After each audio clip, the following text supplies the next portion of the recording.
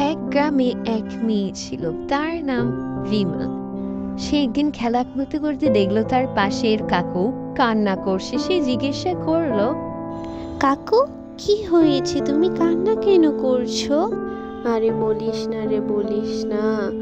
আমার গাজরের ক্ষেত দেখে কে জানি প্রতিদিন গাজর চুরি করে। সে এটি শুনে বলল, কাকু তুমি চিন্তা করো না, আমি দেখি কি করা যায়। সে তখনই তার বাড়ির দিকে রওনা দিল।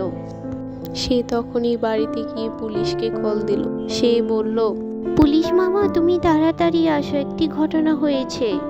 তা শুনে পুলিশ বলল, কি হয়েছে খোকা? এত চিন্তিত কেন?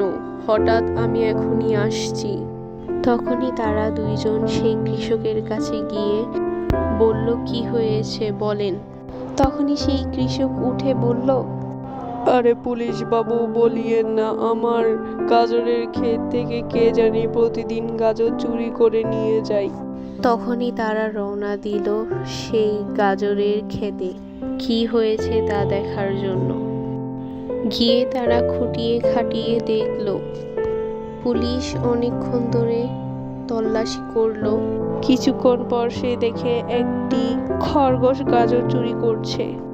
সবকিছু বুঝতে পেরে সেই কৃষকের কাছে গেল এবং বলল, কাকু তুমি চিন্তা করো না, আপনার গাজর একটি খরগোশের বাচ্চা চুরি করে খাচ্ছে।